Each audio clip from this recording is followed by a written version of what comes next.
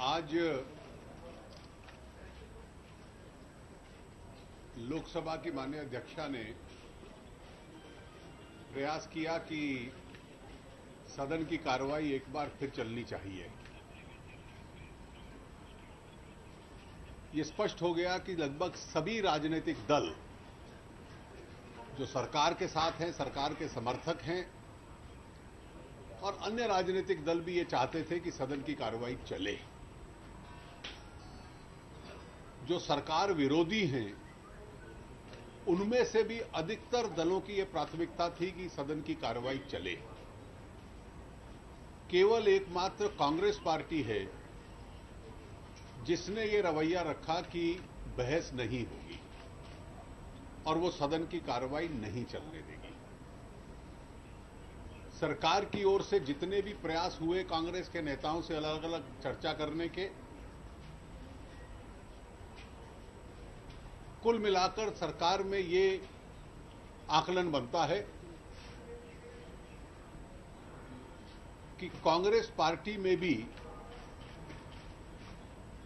अब सदन न चले इस तर्क को बढ़ाने वाले बहुत नहीं हैं। केवल उनके दो प्रमुख नेता अपनी जिद के ऊपर अड़े हुए हैं कि संसद नहीं चलनी चाहिए, नए लेजिस्लेशन नहीं बनने चाहिए और देश की अर्थव्यवस्था को नुकसान होता है तो चाहे हो।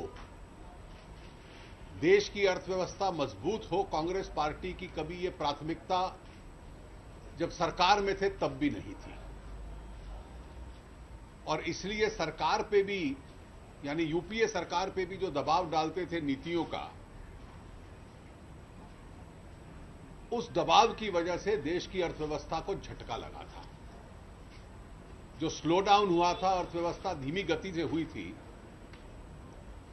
वो उनकी पार्टी अध्यक्षा जिन नीतियों को सरकार पे लागू करवाती थी उसका फलस्वरूप था। और आज भी ये स्पष्ट है कि जो सुषमा जी के खिलाफ विषय उठाया है, उनका बयान हो गया, वो सवाल जवाब के लिए तैयार हैं, वो किसी उत्तर को देने को तैयार हैं, लेकिन कांग्रेस पार्टी विस्तृत चर्चा हो इसके लिए तैयार नहीं है।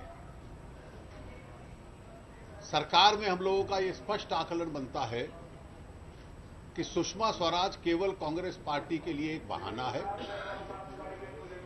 उनका सही उद्देश्य यह है कि इस सत्र में जीएसटी का संविधान संशोधन पारित न हो, उसको रोकना कांग्रेस पार्टी का स्पष्ट उद्देश्य है।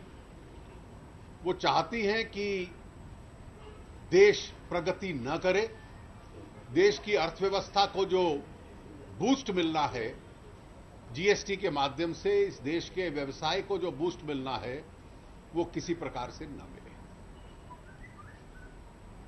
Today, the Speaker of the Lok Sabha had called a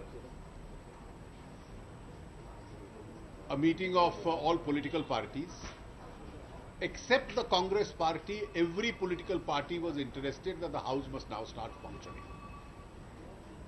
Srimati Sushma Swaraj has already explained her position at length in the Lok Sabha and partly in the Rajya Sabha. She has offered that she is willing to answer any question that the Congress party or any other opposition member has. But the Congress party is in a disruptionist mood.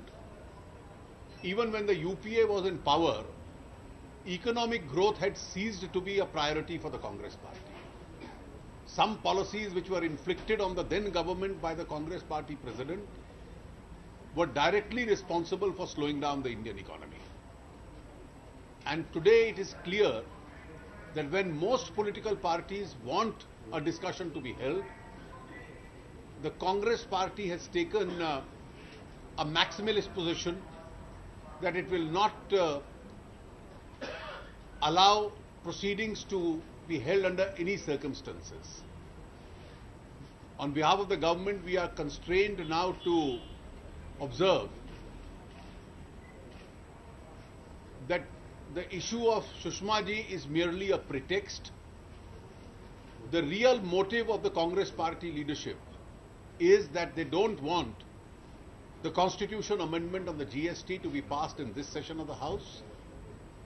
They want India's growth story to suffer and are making a full endeavor in that direction through its disruptionist politics. उन्होंने पूछा है कितने खाते में पैसे जमा हुए हैं सुषमा जी? देखिए, इस तरह के बेबुनियाद सवाल कोई भी पूछ सकता है। शुक्रवार को स्मृति जी ने एक बयान दिया था। मुझे लगता है उस बयान के सही अर्थ पे कांग्रेस पार्टी के नेतृत्व को विचार करना चाहिए।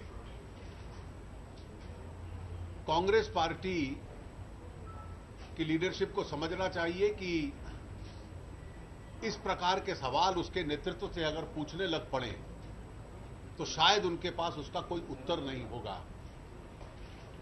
सुषमा जी बहुत वर्षों से राजनीतिक जीवन में हैं और इस तरह का आरोप उन पे लगे किसी ने आज तक सोचा भी नहीं था।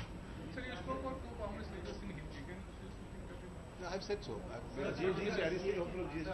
Well, of course, the numbers are clearly in favor of the GST. The Congress party is completely isolated. Its best endeavor is that it won't be able to stop the GST. It's desperately trying to see if it can delay the GST. It wants to hurt India's economy. This is my specific charge against the